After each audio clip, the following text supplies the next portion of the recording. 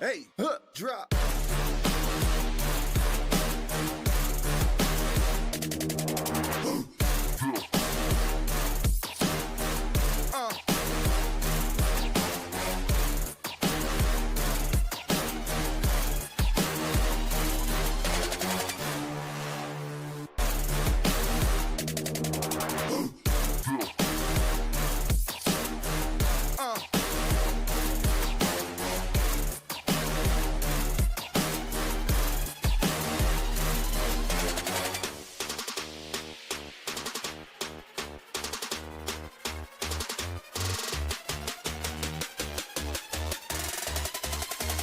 Yeah, hey, drop.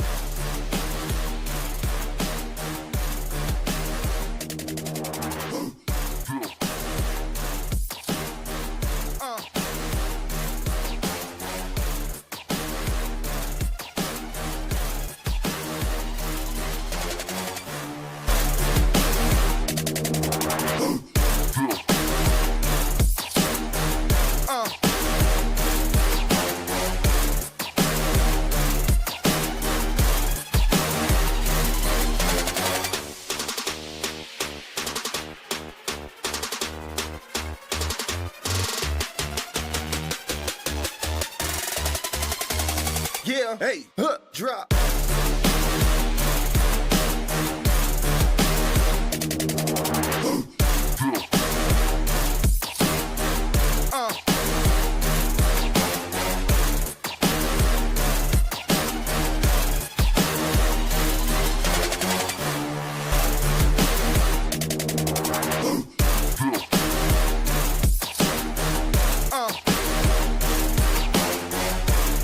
Every player on the ice has a 10-minute misconduct, among other penalties. I have never. Hello, everybody. Welcome back to the show. We're here this week with Port Huron Prowlers, Alex Johnson. How is everybody doing today? I'm doing good. How are you? Doing great. Alex, how's it been going? Really good. We just had an off weekend, which is kind of random in this league, but I'd rather be playing in the games, but it was good to get some rest over the weekend. That's right. You guys had this weekend off. It was you guys and Indiana. the Sentinels, right? Yeah. Yep. With that being said, Sam, sorry, I kind of going first now, I guess. Happens. You're good. But with that being said, and with you guys being the two teams that had the off weekend, there's been a lot of talk this year about the schedule.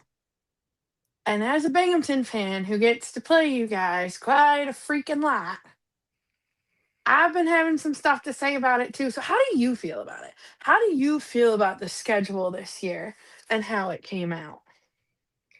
I understand the schedule and why it is the way it is, because it does save a lot of money on travel. I was kind of disappointed we didn't get to go down south this year, because those are always fun during the winter. It's warm, always fun to play in those rinks. So it was kind of upsetting that we only got to play in our division this year. But I get it from the owner's standpoint. It makes more sense to play a schedule like that where you're traveling to your closest teams. Yeah, there's definitely a lot of fans, I'll say in general, like that they definitely wish they had played everybody in the league and kind of swap and take turns. And I mean, sure, a lot of the players would want the same, but unfortunately, like you said, it cost is definitely one of the biggest things, and then just scheduling of the arenas and the towns and stuff. So.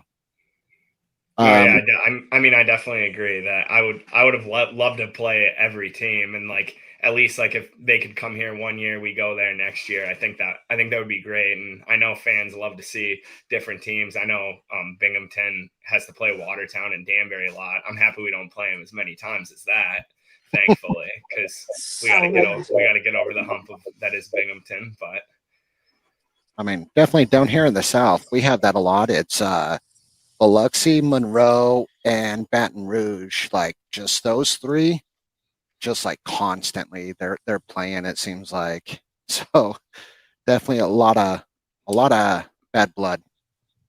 Oh A yeah, lot of bad blood definitely. eventually builds. So Does it get boring for the Playing the same players? Like, teams. yeah. Is it? Sorry, I would Sam. Two say part. I'll say no. Well, kind of. It depends, because if you're playing a team that isn't like up to the standard of like your team, then it can get boring over a while. But I'll use Motor City as an example. The past couple years, we were so competitive with them. Like those games were a big rivalry game every single time, and there's so many fights, like so many intense moments that I can remember from those Motor City games, and it was always packed when we played each other because the fans traveled really well. So we never got bored of playing them. Huh. Definitely unfortunate that they kind of went dormant. I really like their logo and the team and stuff. And I like their. I thought they had the best. They had the best logo in the league. I thought Yeah. it was great. I can I say think that that- now because they're dormant. I would have never said that when we were playing against them. So They come back I- next year, you guys. This logo still sucks. exactly. The purple is just so hot on the jerseys. They had to be some of the best sweaters in the league. Mhm. Some of, Some. not trying to put anybody down there, but So, if you can you kind of give us a little bit on you growing up and how you kind of got into hockey? Yeah, so I mean, this could be a long one, but so I was born in St. Paul, Minnesota. Lived there till I was 5. My mom had me on skates when I was 3 years old. It's kind of how it is in Minnesota. You start playing right away, and then I actually moved to New Mexico for 4 years with my stepdad. He owned a cheese factory in New Mexico, so I actually didn't play hockey for 4 years, from when I was 5 to 9. I had like a break there, which is like not at that age. Like you don't really want to take the break at that point, because I feel like those are pretty good developmental years. But then my mom wanted to move back to Minnesota. My stepdad was retiring, so he was originally from South Dakota. He wanted to move to Pierce, South Dakota. My mom wanted to move back to like the cities in Minneapolis. And right in the middle of that is Watertown, South Dakota. It's a 4-hour drive from Pierre, 4-hour drive from Minneapolis. So we ended up in Watertown, South Dakota, right across the border from Minnesota. But I loved growing up in South Dakota. We had 8 teams across the state. So but we were one, obviously, and then Sioux Falls, Aberdeen, Yankton, Rapid City. That's what I can remember. But so there wasn't like it was good hockey, but there wasn't a lot of teams in the state like you have in North Dakota and Minnesota.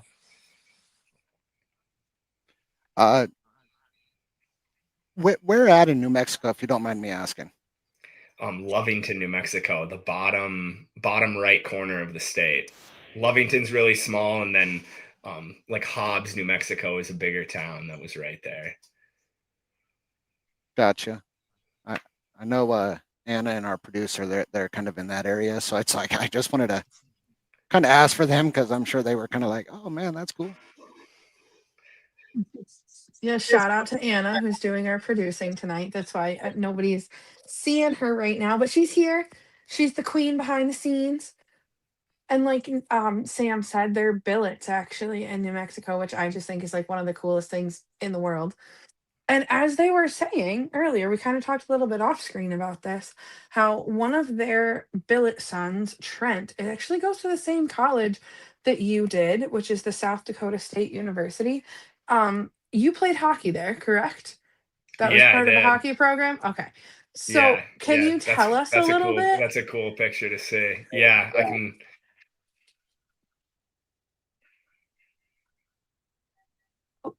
We lost some audio. And I was gonna. So as you see, there's no junior hockey on my elite prospects. So growing up in the Midwest in Watertown, South Dakota, and there's a ton of junior hockey leagues.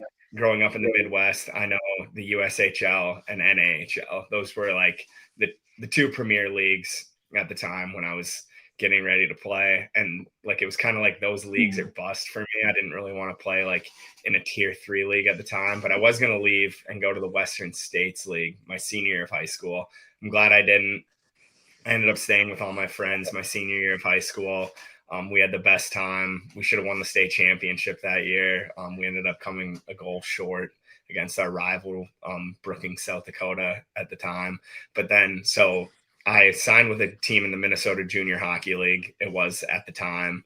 And I didn't really think I was going to play there because I was like, oh, I'm playing in the NA this year, like for sure. Like, and then I ended up being like one of the last cuts there. And then I saw all my friends having like the best time at college.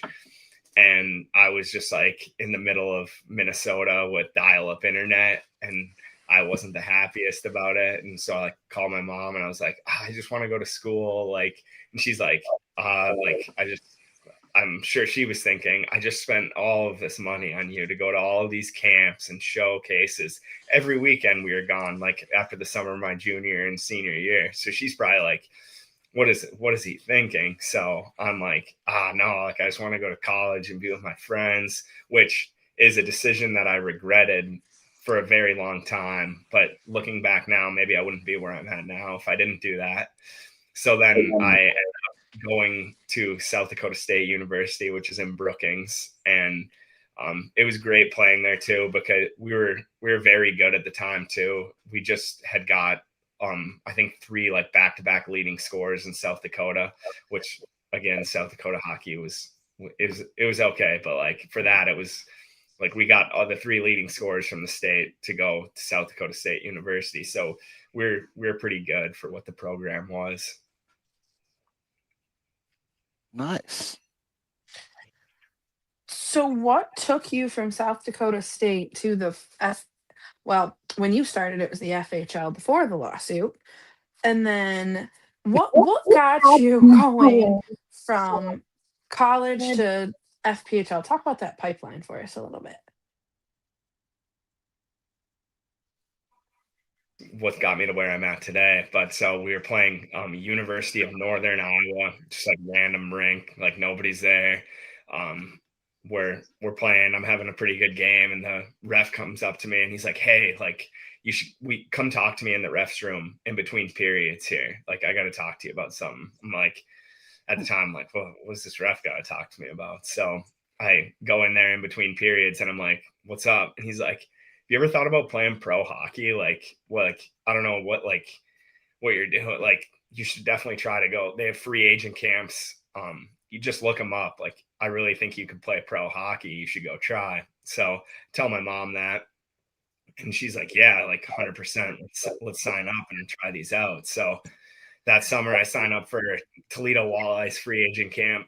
Have no idea what to expect. I go, and there's 4 teams of people there. So like you're looking at like 80 people at like a tryout. Like, so it's pretty hard to get noticed. I think I do a pretty good job. Like, I had a couple of hat tricks in the free agent camp games, and they just like sent me an email. They're like, oh, hey, like, let us know where you're going to play this year, like the standard stuff. And I was like, okay, well, let's try another one. So sign up for Huntsville's free agent camp, fly down to Alabama now. I don't do as well there. And I was like, oh, all right. Like, I'm going to give it one more go. So now I'm looking at the FHL at the time. And, I go on YouTube, look up some stuff. First thing I see is Matt Punterary and Jesse Felton take a beer out of their breezers and start drinking. I'm like, okay, what is this? What is this? So then I see some more videos, and there's a lot of fighting, a lot of crazy stuff. And like, granted, you only see like the crazy stuff because that's what makes it online, right? But I'm like, okay, I'm gonna try. So there's the Berlin River Drivers have a free agent camp, and then Danbury and Brewster have a free agent camp at the same time. I'm like, okay, I'm going to pick Danbury and Brewster because that's 2 teams, better opportunity to make it. So now I fly to Connecticut. It's at the Danbury Ice Arena. It's where I started, I guess. And so I make it through the first free agent camp. They invite me back. And and it's Brewster who invites me. So I guess like I don't know how they did it, but I guess like Danbury got to pick some players, Brewster got to pick some players, and I'm glad looking back at it that I did go to Brewster. I really liked my time there and all the guys I played with. But so I go back so this is like August, I believe. Then I go back at the start of October, and I make it to rookie camp, not even training camp or anything. So I make it through free agent camp. Now I show up to rookie camp. There's 35 more people there. And I'm like, oh my God, like what this isn't the team. He's like, no, like you got to make it through this. So I remember like sitting in the Brewster Ice Arena, and everybody's just getting called in to the office and cut. And I'm like, okay. And then like, I'm finally like one of the last ones sitting there. And he's like, okay, like you made it to training camp. I'm like, whew, thank God. Now training camp starts that next weekend. And then 30 more people show up that I hadn't seen before. And then I'm like, oh my God, like now how am I going to compete with these guys? And then luckily at the end of that, I was one of the 18 players that David Lawton picked. And then we went into the first weekend playing against Danbury, and we were the new team. And Danbury that year was very, very good. They had like one of the best teams that I've played against, in my opinion. And but yeah, so that's how I got to where I was. That's great. So how you've been on the same team for quite a while. So you've been with Port Huron since the 2020-2021 season. So just shy of 6 years. And then you were with Brewster, and you did some time up in the SPHL as well with the Birmingham Bulls. You've actually done quite a few games up there with them.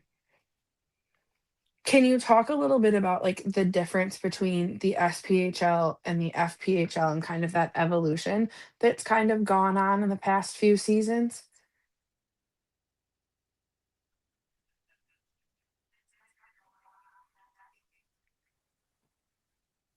I think we lost your audio again.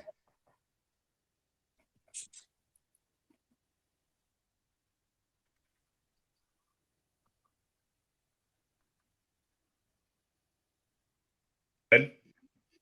Good now. Good. Hear you loud and clear. Okay, perfect. I don't know, it like keeps jumping between my phone and computer. Oh, I gotcha. But so it was 2018-19, I believe, is when I left Port Huron. I guess I'll rewind here too, because this is an interesting story. But I was a forward my whole entire life, up until the 2017-18 season. So I'd never played defense in my life. I was always a like center, left wing.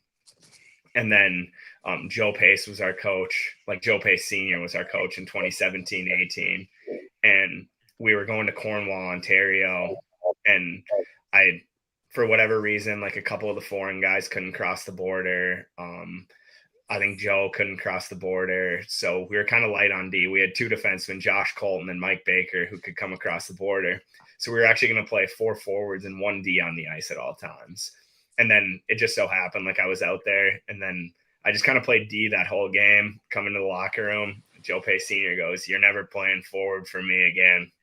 So from that moment on, so half the year there, I play D. And then the next half of the year, I'm in Port Huron still playing defense for like the first time in my career. And I instantly get called up to the SP to Birmingham as a defenseman. And my coach there knew it, and he was like, well, like you're this, like, I can't believe that you've never played defense before. So like he kind of taught me a lot about that. And then Craig Simchuk, who's the head coach in Birmingham now, taught me a lot. I played with him my first year in Birmingham. Then the second year in Birmingham, he was Jamie Hicks' assistant coach. So, and then we'll get into my differences in the SP and the FP now, I guess. I think the leagues are getting closer and closer now. I think our top end teams in the FPHL could compete 100%. Like, I mean, Binghamton right now is, you look at up and down their roster, and I mean, I think they'd be a top team in the SP right now, the way I see it. But so it's getting there to where it's super comparable now. I guess that's what I think about it. Now I you're agree. It's competition. Yeah, competition wise, I think when I was there, the SPHL was definitely a better league and ahead of us right now. And I mean, I love the FPHL, and I fully believe in where the FPHL is going. So I would never leave this league anymore. I love it here. Love the stuff that goes on. It's awesome every night.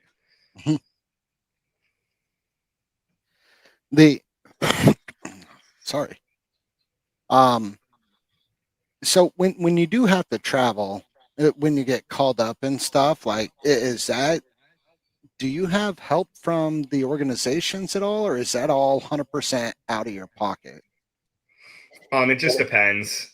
You can ask anytime, and sometimes they'll give you gas money to get there. I think Birmingham gave me gas money to get there. But yeah, so I remember it was on New Year's Eve when they called me, and I hopped in my car the next morning. We were playing in Mentor, Ohio at the time, on our way home on New Year's Day. And then I hopped in my car the next day, drove straight to Birmingham. I think it was on a Wednesday. I practiced Thursday, and then we played the Knoxville Ice Bears in my first game in Knoxville. So it was a lot of fun. Definitely a jump from, going from college to kind of an FHL to straight to SP. I'm sure, like, how quickly that progressed. I don't think you were ready for it, were you? For the SP? Yeah, like the quick transition from college to SP.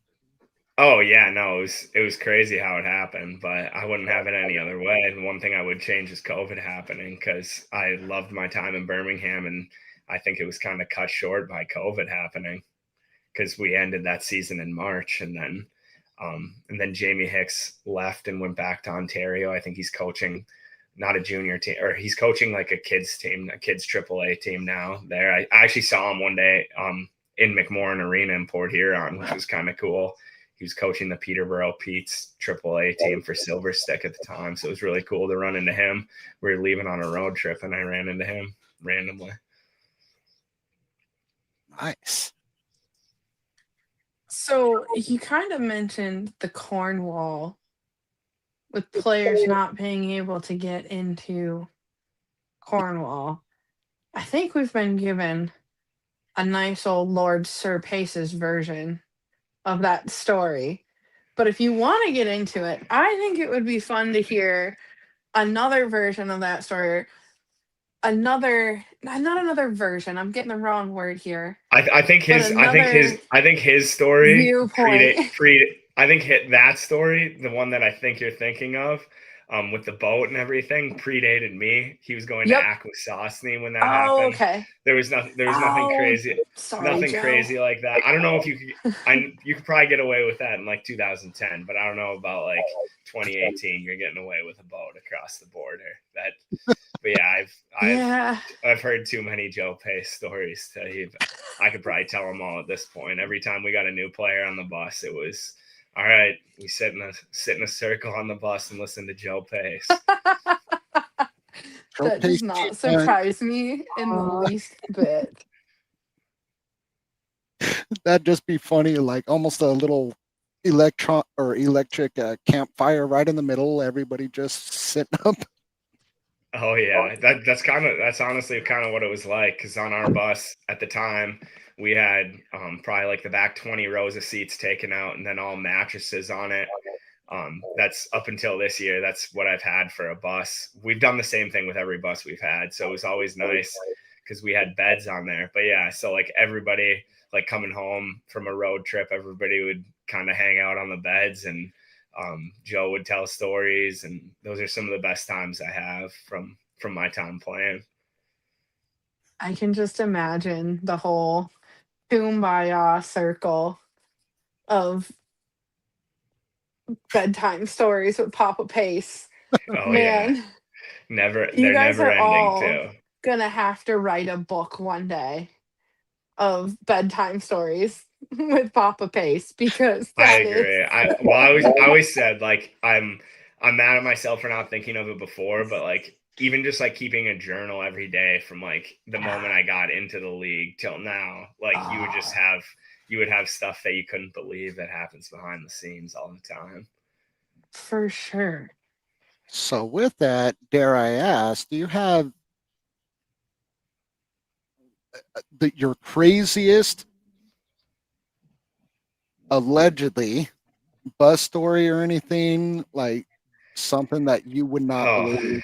I mean, the buses in general, like I have too many to count, and I question myself all the time what I'm doing when we're having the bus issues. But like the first bus I had in this league was like a 1971. Like I've seen, like it's the same bus that like drives around New York City that like picks people up. Like there's no way this bus should be putting on miles. If you want to hear a funny bus story, I'll put it in quotations. Maybe did or didn't happen, because it might. It's Maybe allegedly. maybe it wasn't the most legal, but so we our bus driver cancels. So this was the first time when we were going to Biloxi. We had to play a neutral site game against Columbus, and like how I've grown into the league, it's like you show up for the game no matter what. No matter what it takes to get there, you show up and play those Friday and Saturday nights, because those are what puts money in everybody's pocket. So no matter what, you're getting to the game. And like me and Matt have always kind of lived by that here in Port Huron. So like no matter what, we'll get to the game. So we have to go down to Biloxi, and this is a 16-hour bus ride for us. So it's a long one. Our bus driver cancels 12 hours before the trip. And so we're scrambling. We call a CDL place in Port Huron. They give us this girl's number. So we're talking to her, and we're like, hey, like, can you drive? She's like, yeah, like no problem. But like my husband's got to come. And we're like, okay, like whatever, like you're a driver. And she's like, my 5 kids are going to have to come too. We're like, that's okay. It's not going to work. So then me and Graham go, looks like we have to drive. So we drove the old 1971 bus all the way to Biloxi. Like the bus couldn't even make it up hills. So like I think the max speed it could go was 65 maybe. So like for it to get up a hill, it was like by the grace of God, it got up the hill. So, and then also there's no AC on the bus. And then so when we got to Biloxi, it's like 95 degrees, and guys are having like a heat stroke. I think a guy on our team had to go to the hospital because he had a heat stroke on the bus, because it was just like it was just baking inside of the bus, just like a metal can just baking. So me and Graham drove all the way to Biloxi. Then I think we had to go to Columbus for Saturday night. I believe we played like Thursday, Friday in Biloxi. Then Saturday, me and Graham drive to Columbus. And then after the game, because usually the bus driver gets to sleep in the hotel, but we had to play in the game. So I hop behind the wheel right after the game, drive back to Port Huron. And I just remember sitting behind the wheel here like this with like my eyes almost shut. And I'm like, I just got to make it till the sun comes up, and then Graham can take over. But if he takes over in the dark, like I'm worried for him. So I made it till the sun came up, and then passed out the rest of the way. Ooh. There's nothing like a good fed bus story. Yeah, no, I actually had the worst one happen this year, which is crazy enough, in Topeka, because usually the bus is able to get fit. Like we've never had a problem. Like flat tires happen, mechanical issues happen, and usually like we lost audio again.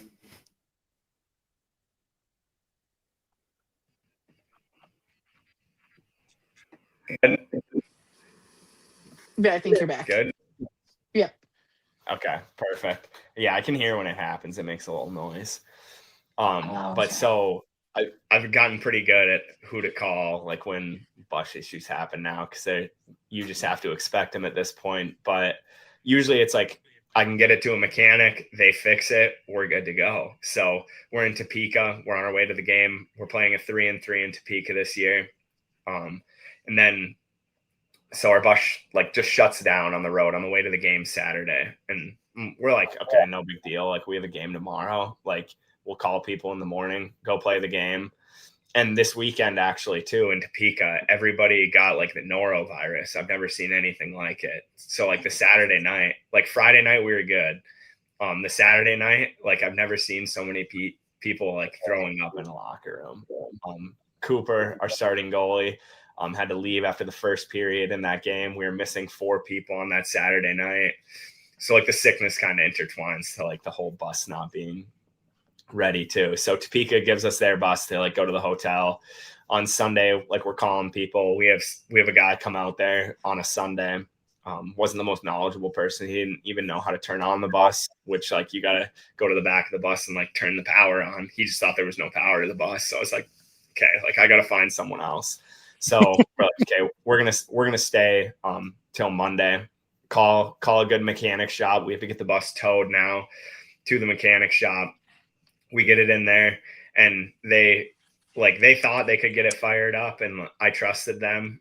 They did do a really good job at the end of the day, but it turned out to be like the computer on the back of the bus was like fried. So they had to get a new one of those. But every day me and Graham were just sitting at the mechanics, just like hoping that it was going to be fixed. And then we're actually having to play Binghamton that weekend. So now it's getting to be Wednesday. So me and Graham decide on Wednesday that, okay, we got to rent vans now because the bus isn't going to be ready. So at like 12, it takes us all morning to get vans. It's kind of a process. And we couldn't find the U-Haul, anything that could tow a U-Haul. So we got to get an extra van so we can put all the gear in the van. And so now we hop in vans, 4 of us, we drive the whole way home from Topeka, which is kind of a hike too. It's about a 13-hour drive. We get home at 6 a.m. I pull into the driveway at 6 a.m. here. We decide that we should probably skate before we have to leave.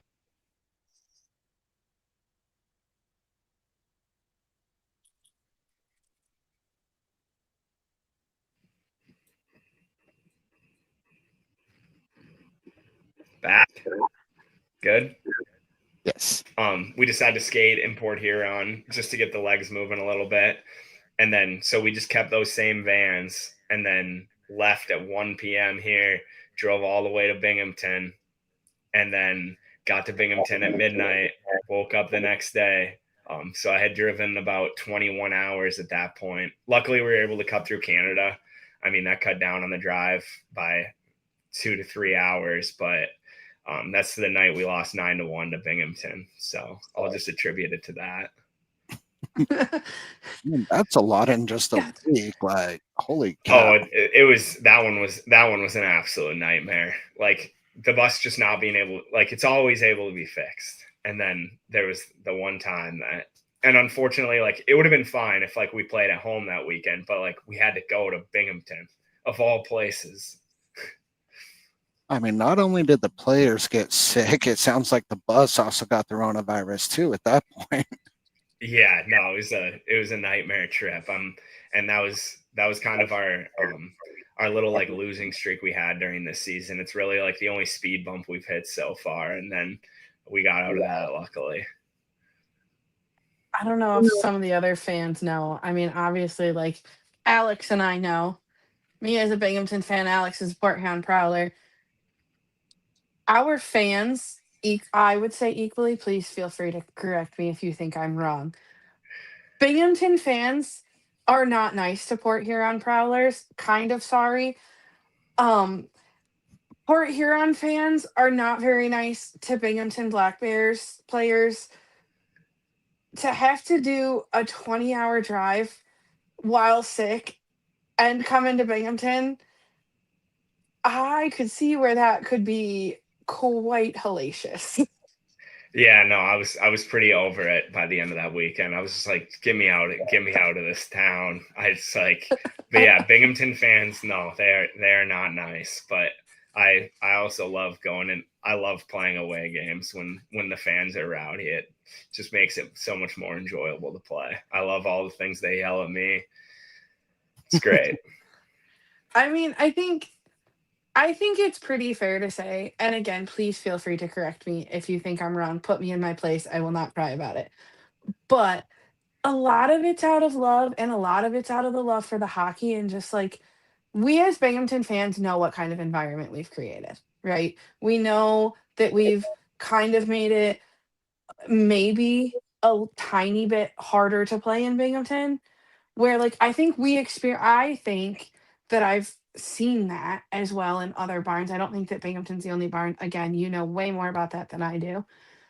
But I think it's that seventh man environment, right? Where we're purposely trying to incite not emotion, but we're trying to incite something because we want to be a part of it, you know? And I think that happens in a lot of barns, but I don't think people realize sometimes that rivalry between Port Huron and Binghamton and how intense that can get. And I don't mean that with any disrespect whatsoever. I promise.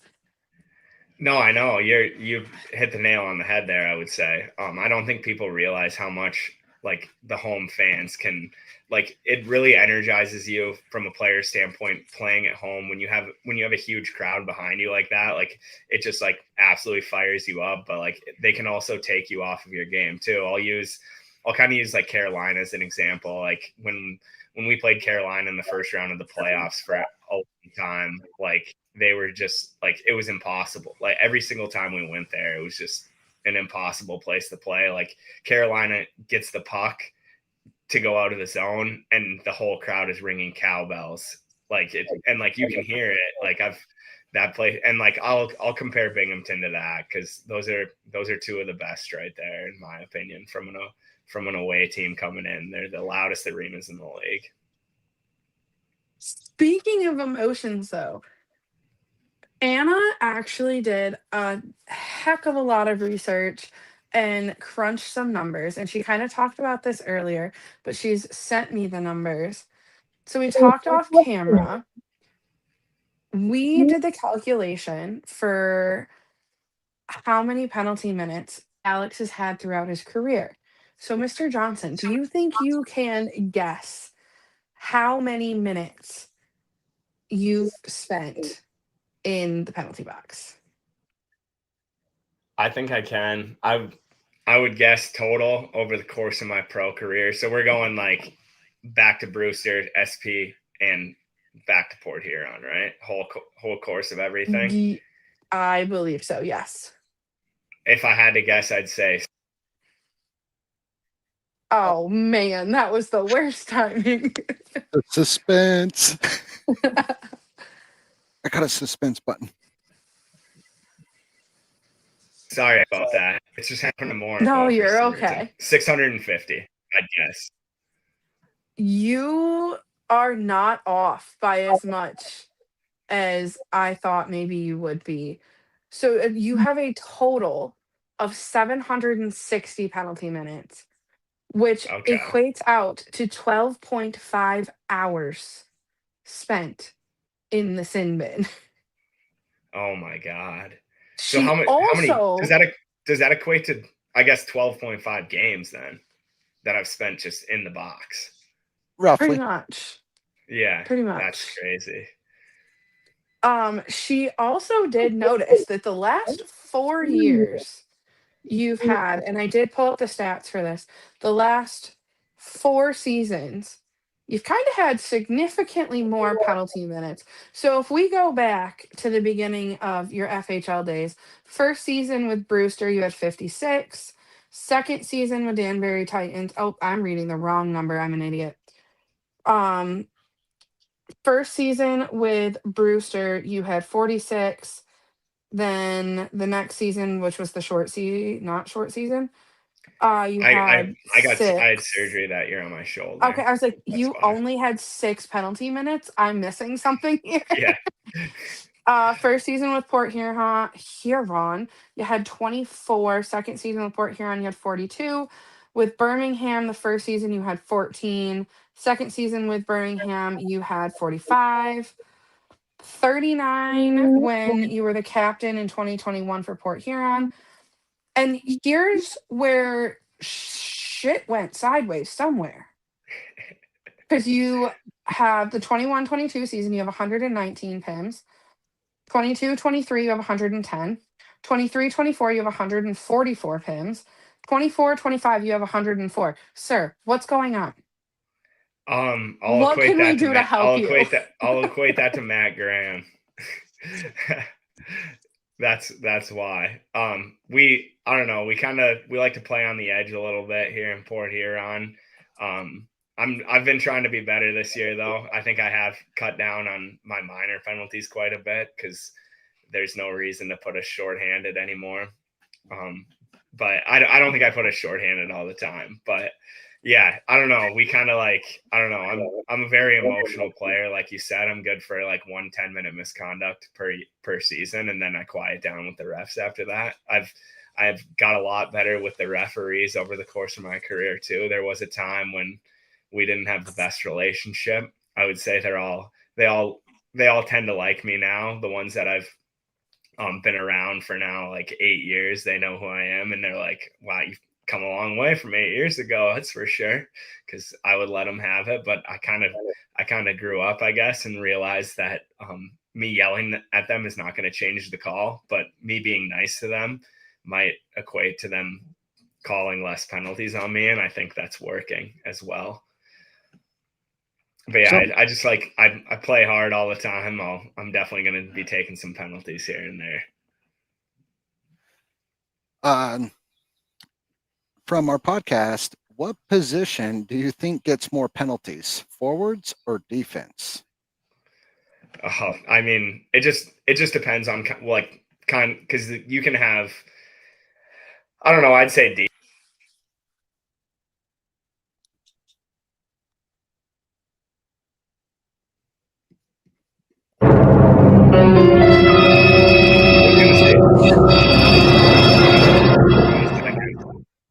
Is that you guys or me? Can you hear me? It was us. Oh, the suspense button. Yeah. Love it.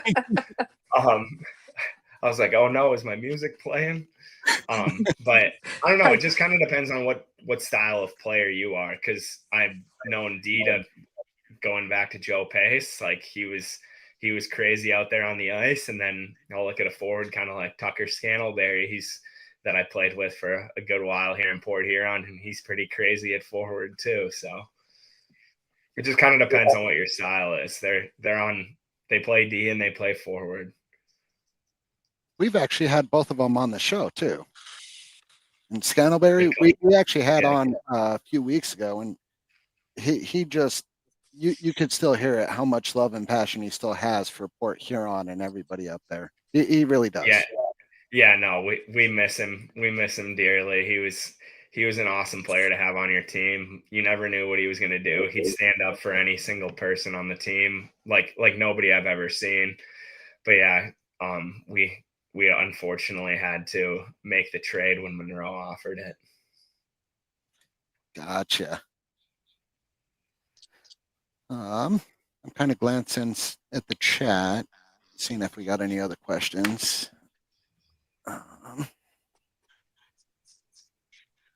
While we're looking for some other questions, we've been doing a quick little hot seat every episode, if you're willing, to just kind of help fans get to know the team as a whole. So what we'll do is just ask a couple of quick questions, and you can just let us know who on the Port Huron team you think would best fit the bill for the questions asked.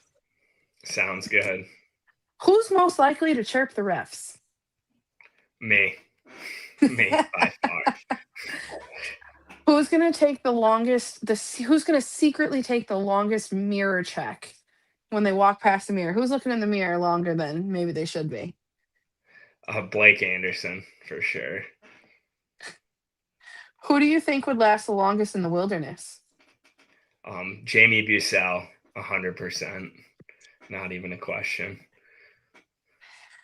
Who would you not want as your emergency contact? Luke James. probably wouldn't pick up my call. Who's most likely to be late? I don't know. Nobody on our team. We run a pretty tight ship here. You Good to show up hear. on time. My last one. Who'd be the first one to get arrested on the Vegas trip? Lucas Lockney. All right. Get to know your Port Huron Prowlers with Alex Johnson. Slick Rick said at some point you have to ask Johnny to pump it up. It's his favorite celly. Oh, okay. Well, so we changed goals. I'll just tell a little bit of story about it. But so I don't know where the celebration came from, but it's kind of cool now that it's happening. But so we changed our goal song, I think 3 years ago to like, you got to pump it up, don't you know, pump it up. So like it was playing, and like I was kind of like going through the line, like pumping it up like this, and then it kind of got caught on like section 9 we have in Port Huron. It's right behind the visitors bench, which has come alive in like the past like 2 years. I'd say like they're pretty, I guess, comparable to like what Danbury is. They're always yelling at the opposing fans, which like finally we have that in Port Huron. But like everybody in section 9 started doing it. And so like every single time I'm on the ice for a goal, I'm coming by and pumping it up. And like now every section behind our benches are doing it. But like the opposing teams get mad at me all the time because they don't know that I'm just doing it to the crowd behind them, because I'm skating right by their bench, like going like this. So like, and then it happened in Danbury to open the year. We had like probably 10 fans from section 9 come to Danbury. So like I scored the first game and I go right by the Danbury bench pumping it up to like the fans who are sitting directly behind their bench in Danbury. Oh.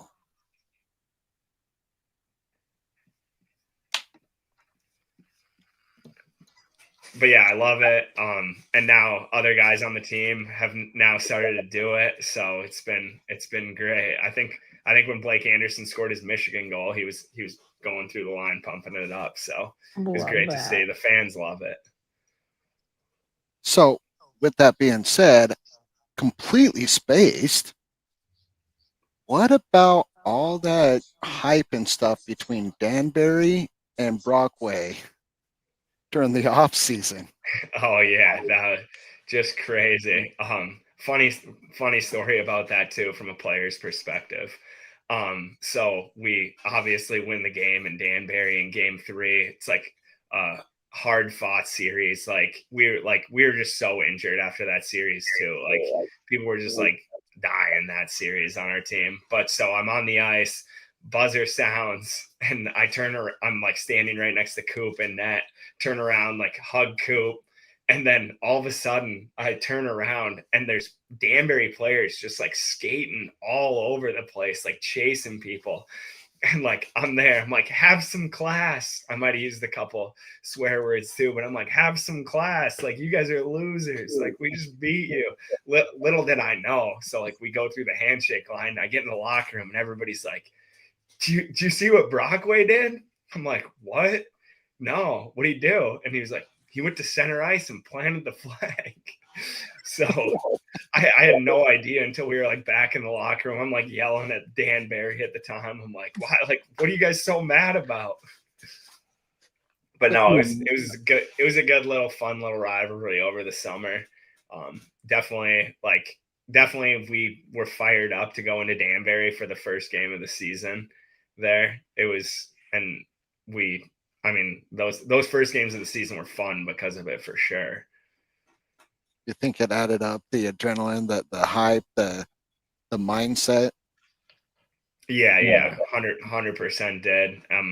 I think they talked about it a little bit more than we did over the summer, but so we kind of moved on from it. It was whatever. It was. I thought it was really funny.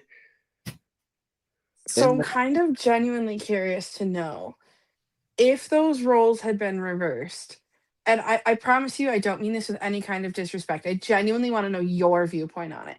if those roles had been reversed and like you guys were the ones that were kind of like in your emotions a little bit because you had lost, do you think that you would have reacted like as a team the same way if, say, Johnny Ruiz went to center ice and was like, "Ha ha, this is my house"? Do you think that that Yeah, would have I bothered mean, you? yeah, I think it would bother anybody. It's Okay. just like there's so like your emotions are so high and like your season just ended. Like you're just looking to take out like the anger on anything, and like you see that happening, and like you're not gonna like disrespect us. Like you just beat us. So like I think any single team would have been mad about that. I only ask because I'm a nobody. I'm an armchair referee whose opinions mean nothing. So I've had a lot of questions about it. And we did have AJ and Coach Bierschen on in the beginning of the season before the season started. Yeah, Mhm. it was before that game because that was like a lot of the beginning of our show was talking about it was like the Wednesday after all of that Facebook stuff had been released and they were like previewing and reposting and the social media queens were fighting each other and it was just adorable. But I've just kind of, as a nobody whose opinion means nothing, am I silly for thinking, maybe that wasn't the best decision? Or maybe it was the best decision, you know? Yeah, no, I understand why everybody was extremely upset about it, but I loved it for one. I think like I don't know, when I beat you, I'm gonna let you know. I've always been like that too. So I mean I personally don't think I would have planted the flag at center ice, but I love the move, I will say, and I have Brockway's back 100%. Of course. And I don't, I that's mean, kind of like I'd say like that's kind of the attitude that we play with here in Port Huron too. It's just kind of like that like fu attitude is kind of like how we try to play. absolutely. And you guys are successful with it. It works. You guys are a Yes, it, force to be reckoned with yeah, many and a like time. look, and So like I think Danbury was like very distracted by the fact, like going into the opening games of this season. I think they were just distracted by that. I think they talked about it a lot. We were just talking about beating Danbury, so like it carried on to the next season and worked. Touche. And we get to play them this weekend, so it's always fun to play Danbury. Danbury is a fun team. I think they're a fun barn and a fun team. Oh yeah, It's no, a yeah, I love the Danbury fans too. They'll give it to you, but like after the game with the Danbury fans, like they love me too. So like I'll talk to them all. I know it's never too personal with me. And that goes for any rink too. I think like we as players can take some stuff too personally that the fans say to us when like that it's just in my opinion it's just part of the game. Like I love it. I'll always try to entertain as much as I can too during games. Like I'll have conversations with fans if I can, if they're right next to the bench and stuff like that. So I think fans like enjoy that a ton, but like I never hold it against them what they say to me during the game, but like we can be friends after the game, right? But like don't be friends with like yell at me during the game. It's not a problem with me. I think it's really Yeah. important to So remember that once everybody's off the ice, it's over. It's done. We're moving on. exactly. We're in a new world. Separate, life and work. Exactly. Do you have a favorite hockey movie? Yeah, I'll say Youngblood because they're making a new one right now too. I just saw the trailer for the new one. But yeah, the old one is great. Huh. And then Jay Wentz, he had also asked, I think this was during the round robin, if you had to choose two bodyguards or players on your team, who would you choose? Players on my team right now or players on my team that I've played with in my career? I Ooh, say both. yeah. I say Okay. both. Okay. I'll go two bodyguards on my team right now. I'd say I'm gonna go Jamie Bussell, definitely. I'll take him with me, and then I'll go. Let me think here. I'll go Matt Graham too. He can come be my bodyguard as well. Those are two people I wouldn't mess with. For my whole career, I would say this is tough. Because we just had AJ Schlepp here. He's a monster of a person. I'll take AJ Schlepp and Braden Simmons Fisher as my two bodyguards. Both 6'7".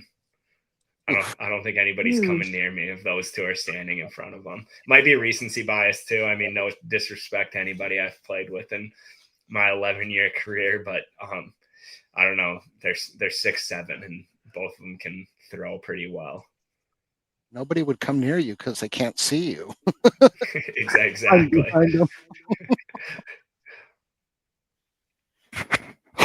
Slick Rick is asking, what has been your favorite season so far with Port Huron? Every single one, I'd say. I can't answer one. They've all had their ups and downs, but 2017-18 was a pretty special year in Port Huron. We were elite that year. I think we lost like 7 or 8 games. Looking back, I still cannot believe that we did not win the championship that year. We hadn't lost 3 games in a row at all over the course of the whole entire season. And like that year in 2017-18, like we would, after every single game, we would like go jump.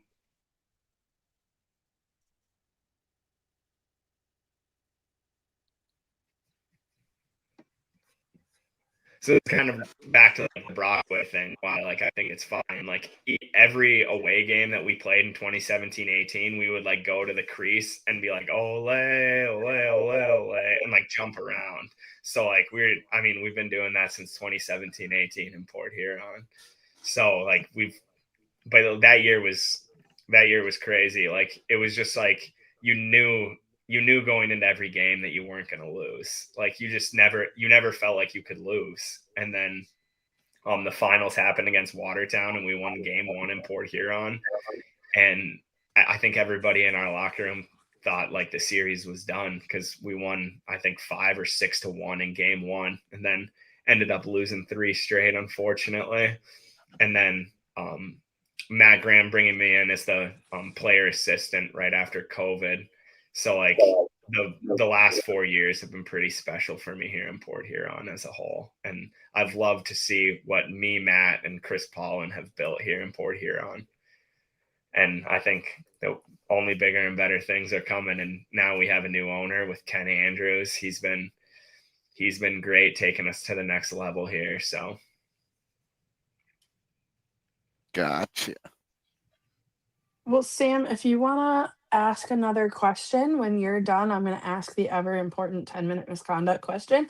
And then we'll probably start logging off unless anybody's got any other questions that they want to get out there real quick. I'll do this one. Also, shout out Anna and Mr. Producer. They bill it for NA 3HL players and stuff. If you could give any piece of advice to those individuals, what would you give them advice in regards to hockey?